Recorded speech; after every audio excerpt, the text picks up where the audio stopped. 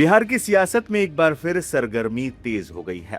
केंद्र में है बांकीपुर विधानसभा सीट, जहां होने वाला उपचुनाव सिर्फ एक सीट का मुकाबला नहीं रह गया है, बल्कि ये बिहार के नए राजनीतिक समीकरणों का लिटमस टेस्ट बन गया है। ये चुनाव सीएम सम्राट के 2 महीने के कार्यकाल का जनमत संग्रह है, तो वहीं जनसुराज के सूत्रधार प्रशांत किशोर का पहला सीधा चुनावी रन। बीजेपी के इस अजय दुर्ग में क्या पीके सियासी गेम बदल पाएंगे या बीजेपी अपना दबदबा कायम रखेगी? आइए समझते हैं बांकीपुर उपचुनाव का पूरा गुणागणित। पीके की एंट्री गेम चेंजर या वोट कटवा?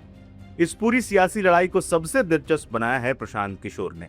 पीके ने जनसुराज पार्टी के बैनर तले बांकीपुर से चुनाव लड़ने का ऐलान कर दिया। बड़ी बात यह है कि कांग्रेस ने पीके के पक्ष में अपना उम्मीदवार न उतारने के संकेत दिए हैं। पीके इस चुनाव को भोजपुर मुठभेड़, नीट पेपर लीक, टेंडर घोटाला और बेरोजगारी जैसे राज्य स्तरीय मुद्दों का जनमत संग्रह बता रहे हैं। उनके उतरने से अब मुकाबला सीधा न होकर त्रिकोणीय हो गया है। अगर पीके स्वर्ण और युवा वोटरों को साधने में कामयाब रहे तो वो बीजेपी का खेल बिगाड़ सकते हैं। चुनाव लड़ने को लेकर प्रशांत किशोर ने कहा, मैं अपने लिए कोई सेफ सीट नहीं खोज रहा था, मैं एक संदेश देना चाहता था कि बिहार की जनता जाति धर्म से उठकर वोट करे।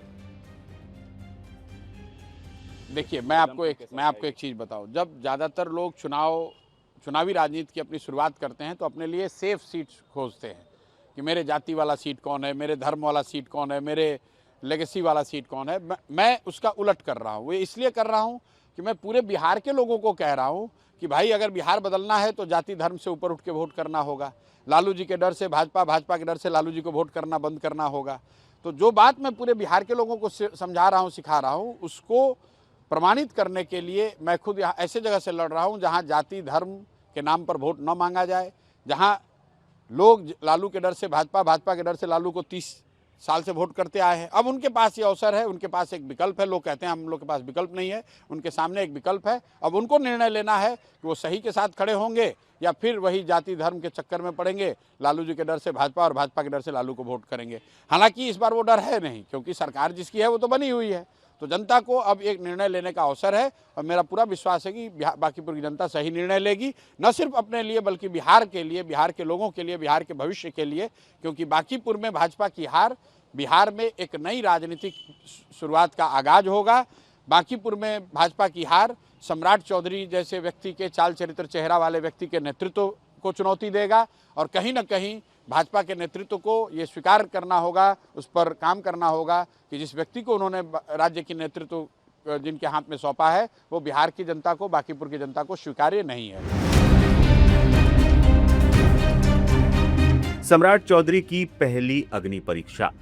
बांकीपुर का ये उपचुनाव सीएम सम्राट चौधरी के लिए बड़ी अग्नि परीक्षा है। सत्ता संभालने के बाद ये उनके नेतृत्व में पहला उपचुनाव है। चुनौती सिर्फ चुनाव जीतने की नहीं, बल्कि नितिन नवीन की भारी भरकम जीत के मार्जिन को बरकरार रखने की भी है। ये चुनाव ऐसे समय में हो रहा है जब भरत तिवारी एनकाउंटर को लेकर ब्राह्मण वोटरों में नाराजगी की खबरें हैं। ऐसे में अगर बीजेपी का कोर वोटर स्वर्ण वोट बैंक खिसका तो सम्राट चौधरी के नेतृत्व पर सवाल उठ सकते हैं। उधर बीजेपी ने पीके पर तंज कसते हुए हमले करने भी शुरू कर दिए हैं। बीजेपी सांसद मनन मिश्रा ने तंज कसते हुए ये तक कह दिया कि वो अपनी जमानत बचा ले, यही बहुत बड़ी बात होगी। देखिए, ऐसा है कि प्रशांत किशोर जी जो आम विधानसभा का चुनाव हुआ उसमें भी लड़े, बल्कि 200 से ऊपर उन्होंने अपने कैंडिडेट्स भी लड़ाए। तो रिजल्ट सामने है, रिजल्ट उनको भी मालूम है, पूरे बिहार को मालूम है। तो अब वो कोई बहुत नई बात नहीं है। अब जमानत बचा लें, यही बहुत बड़ी बात होगी।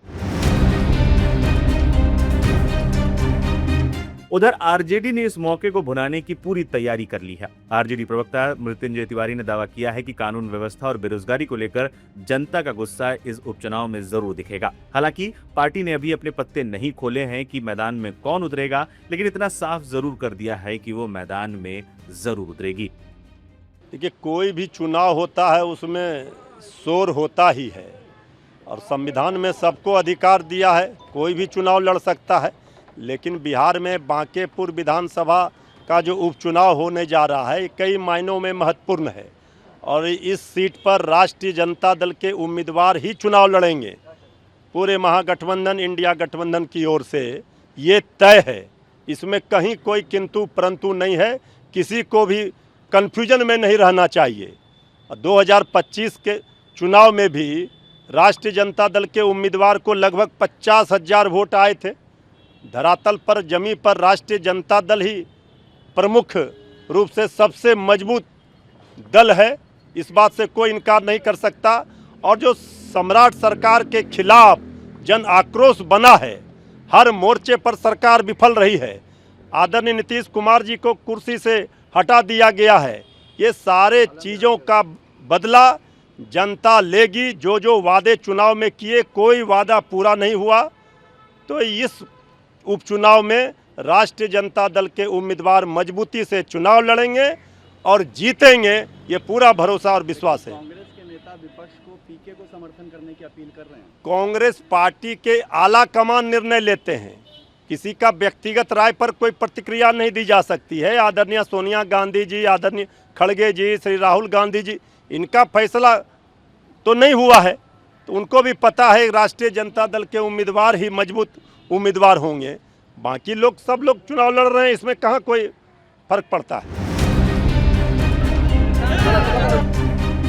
अब बात करते हैं बांकीपुर सीट के इतिहास की। पटना जिले की यह सीट पिछले 3 दशकों से बीजेपी का सबसे मजबूत गढ़ मानी जाती है। 1995 से यह सीट, जो पहले पटना पश्चिम के नाम से जानी जाती थी, बीजेपी का ही कब्जा है। पहले नवीन किशोर प्रसाद सिन्हा और 2006 में उनके निधन के बाद उनके बेटे नितिन नवीन यहां से लगातार चुनाव जीतते आए हैं। नितिन नवीन ने 2015 और 2020 में महागठबंधन की चुनौती के बीच यहां से एक तरफा जीत दर्ज की थी। अब नितिन नवीन के राज्यसभा जाने से ये सीट खाली हुई है। कि किसी भी चुनाव की तरह बांकीपुर का रास्ता भी जातीय समीकरणों से होकर गुजरता है। यहाँ कुल करीब 3,91,000 मतदाता है। बांकीपुर का जातीय समीकरण: कायस्थ 14%, 60 से 65,000, यादव 12%, 55 से 60,000, मुस्लिम 10%, चंद्रवंशी और वैश्य 9%, अन्य दलित, भूमियार, ब्राह्मण, राजपूत हैं। इस सीट पर सबसे निर्णायक भूमिका कायस्थ समाज की है, जो पारंपरिक रूप से बीजेपी का कोर वोटर है। वैश्य, राजपूत और ब्राह्मण वोटर्स मिलकर बीजेपी की जीत का आधार बनाते हैं। वहीं मुस्लिम और यादव आरजेडी का कोर वोट बैंक है। माना जा रहा है कि आरजेडी यहां किसी चंद्रवंशी समाज के प्रत्याशी को उतारकर बीजेपी के चक्रव्यूह को भेदने की कोशिश कर सकती है। 13 जुलाई तक नामांकन और 30 जुलाई को वोटिंग होनी है। बांकीपुर का यह नतीजा तय करेगा कि क्या बीजेपी अपना गढ़ बचा पाएगी, क्या आरजेडी कोई बड़ा उलटफेर करेगी, या फिर प्रशांत किशोर बिहार की राजनीति में एक नए और मजबूत विकल्प के तौर पर अपनी जगह पक्की करेंगे।